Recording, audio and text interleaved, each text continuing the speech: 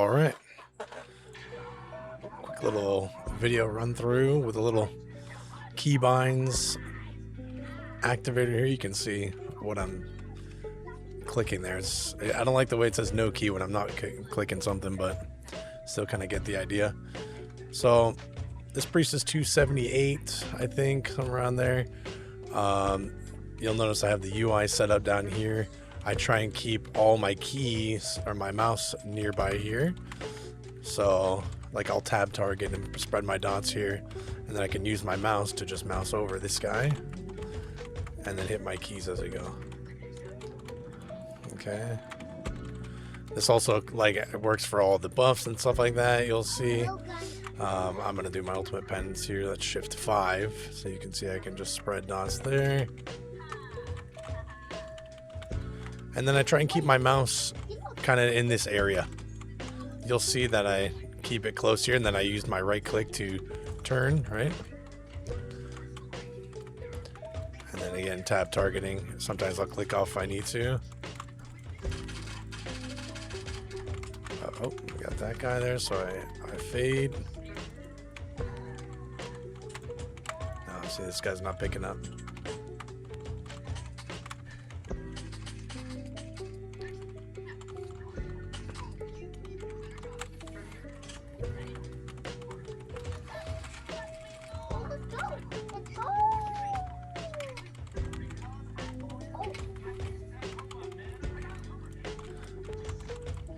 With priest, it's like trying to look for areas to Shadow Earth Death so you can summon your mana fiend as well when they're low HP. Oh my gosh, this guy's just not picking stuff up very good though. So it's all about just managing your mana, as well as, you know, especially with disc, is like preventative damage with your shields, right? The void shield obviously being the biggest change for disc's priest. I'm not sure if you're going to want to do holy or what, but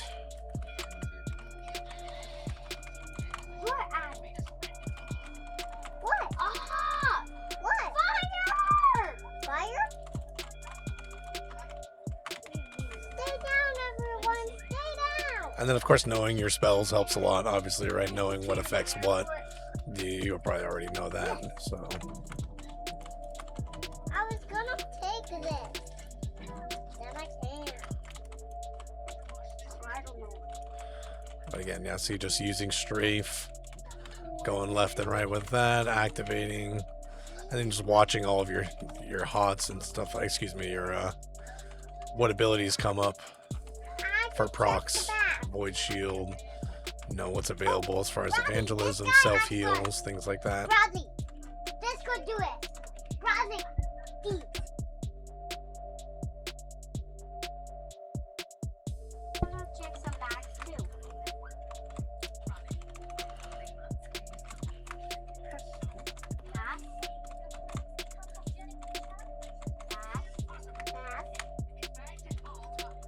Oh, Bradley.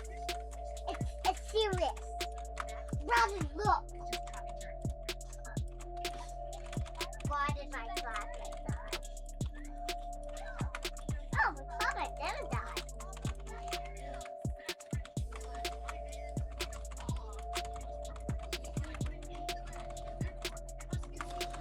Helping out with orbs as a healer is huge too, if you can manage that. Affixes frees up DPS to continue to do DPS. And obviously the tank to continue doing what he's doing as well.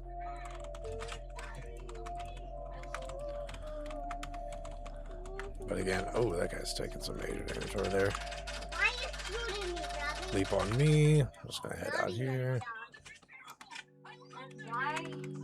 Use that little Drakthir glide. You gotta love that. Nice grab there.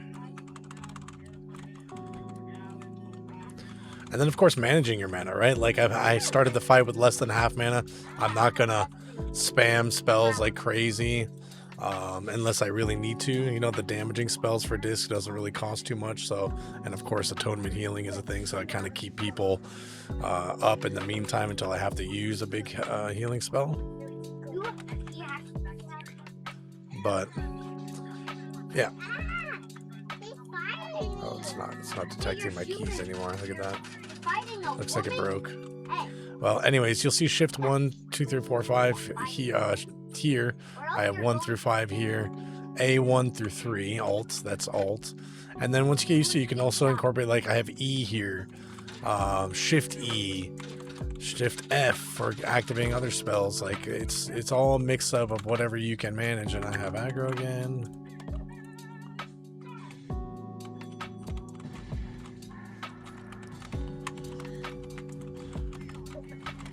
And it's all just working around the UI there for the mouse over casting. All right. Keeping everything close to the center of your screen so you can see what's going on the floor as well as watching this guy. Yeah.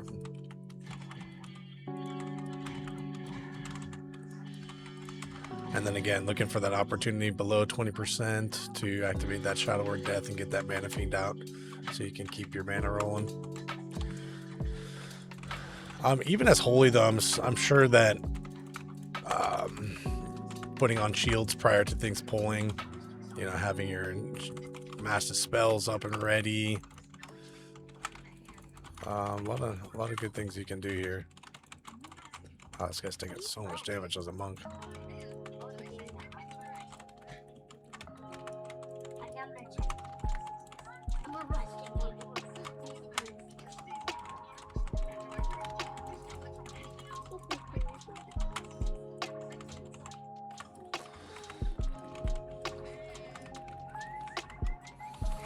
Oh, you know what? It doesn't detect keys when you're on a mount. That's what it was.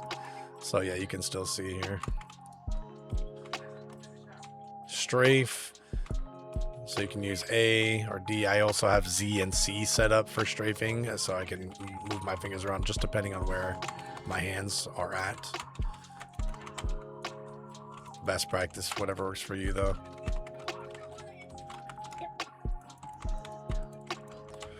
Chains. Oh, he's mad. Any AoE healing. Spreading dots to help the group out a bit. Keep your powered infusion on cooldown. Moving the dungeon along and yourself. That's good.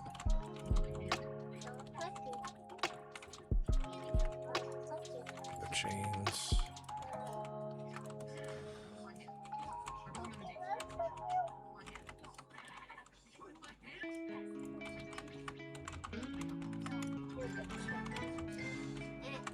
And I'm trying to like drink whenever I can.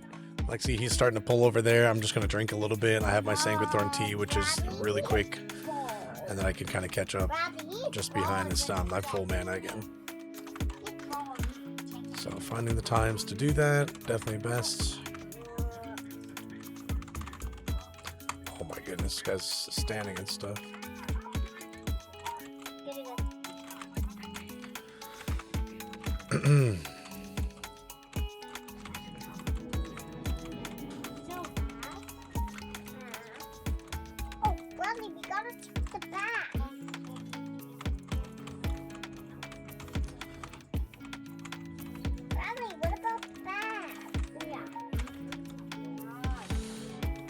Yeah, no, I already mentioned this, but again, when I right click to strafe, I try and keep it around the UI area here. That way, so if I'm moving, I can let go of my right click and then mouse over who I need to in order to send the heal.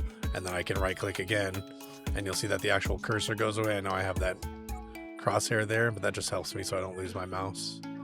But then I can just move my character around. I'm just holding W right now. And then using my right click to move. And that's also like jumping, turning, stuff like that. It's a lot easier that way.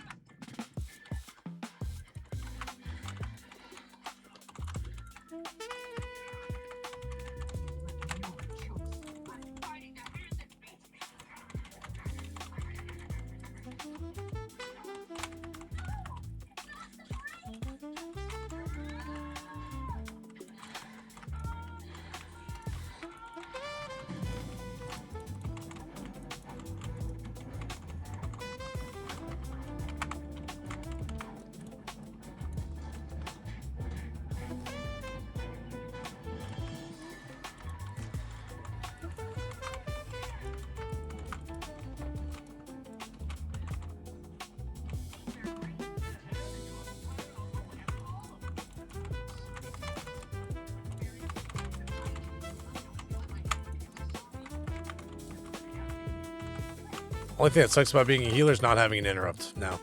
I mean, priests have never had it, but we just simply just don't get to help at all, which sucks as a healer. So.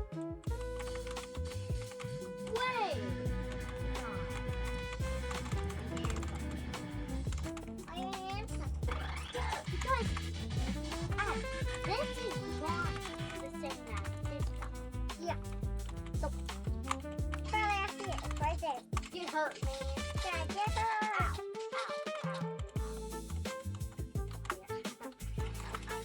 So you'll notice like I have a couple DPS spells here on shift 2 and 3. So I'll activate shift and then I'll hit, my 3. And then it's just showing 3 here, but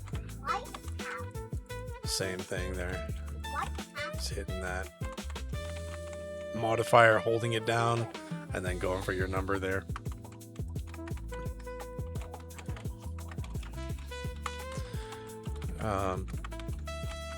So many different things. I mean, positioning, of course, huge for healers as well. Finding a safe place to be when the group is moving, trying to be a little bit ahead of the group. Safe distance, obviously, with the tank, but as the tank pulls, kind of get ahead of him a little bit, just in case he continues to move. You can be ahead already. That helps with not falling too behind if you have tanks who are just moving super, super fast. And I've said this before a couple times to other healers, is, practicing proactive healing. That's, kind of knowing what's coming up, knowing when the damage amp phases are, things like that, so you can save cooldowns, and just prepare for the healing prior to ever happening. And that works really, really well with the disc priests like that, because disc priests excel at proactive healing with their shields, getting people set up with shields, which lasts a really long time now, so you can even spread around like a single shield, and that'll absorb quite a bit of damage on a low cooldown, even when you're outside of your void shields. What? He has a shotgun. He's gonna. Oh no! Why is he done?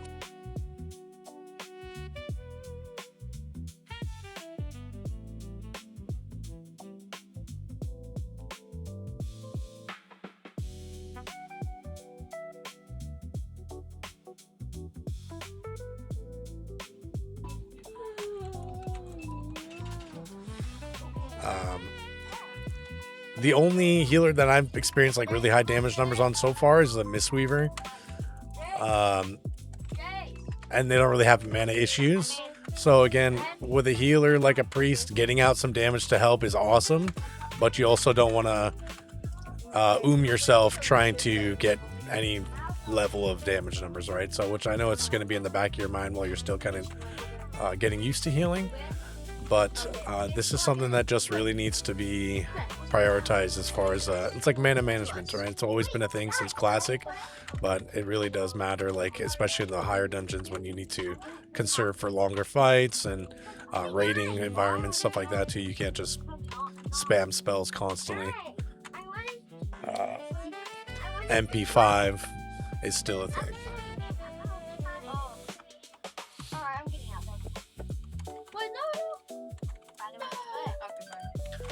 So like you'll notice I'm standing here. This is a relatively safe location for me to be unless he points that frontal at me, but you'll see it's just like down there. So I kind of set myself up in places that are, oh, just kidding. I took the hit up there through the wall. I love it. Don't take that advice seriously. It only works sometimes. Okay? I love that though.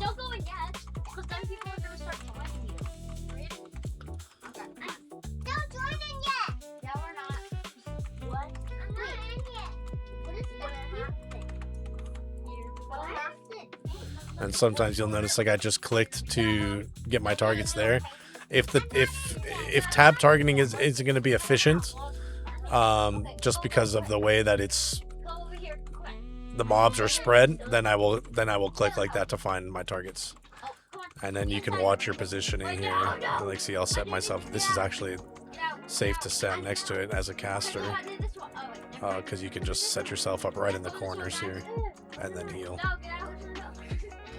Okay, guys, everyone be ready in front of this one, okay? Don't go inside of it. Don't go inside of it, get out. Okay, guys, be ready. Oh, this is the best fight for a drag there, man. Okay, go, quick. Yes. Yes. When he does his repulse and knocks people back, you just hit your little glide. Oh, yeah. Good stuff.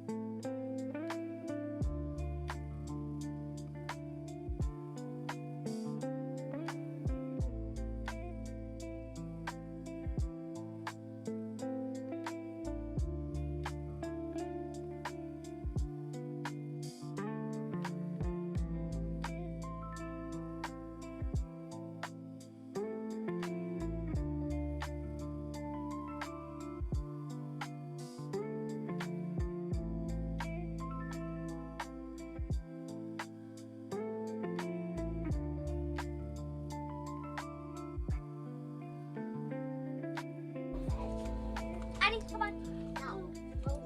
Oh, try that. Okay, here. Addy, come on. Addy. Jason. Well, I noticed I was muted for most of that fight, probably in the entire fight.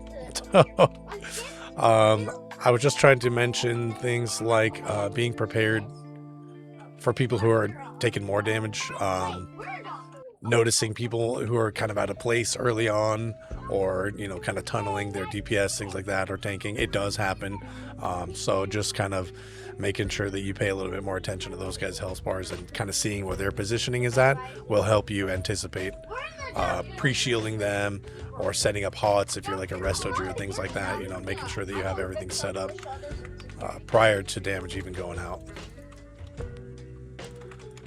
So like here, spread shields around, and then knowing which spells you can cast on the move as well is huge, right? For certain healers, you have to hard cast things, and others you can cast while moving.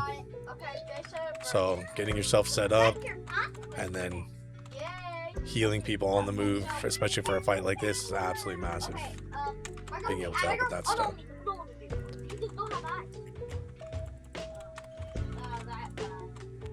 And I'm going to save my my power infusion for the damage phase here, so we can successfully, hopefully one-shot the phase, help my highest damage See, again, this guy's getting hit by beams and stuff because he's casting. Just got to be able to anticipate that stuff. So hopefully we get all 3 here. Yep, looks like we're going to. So we're getting ready here. Highest damage is Sabriel. I can see it here. So I'm going to go ahead and set him up with a power infusion. And this is a good time to go full damage as well, even as a healer, obviously.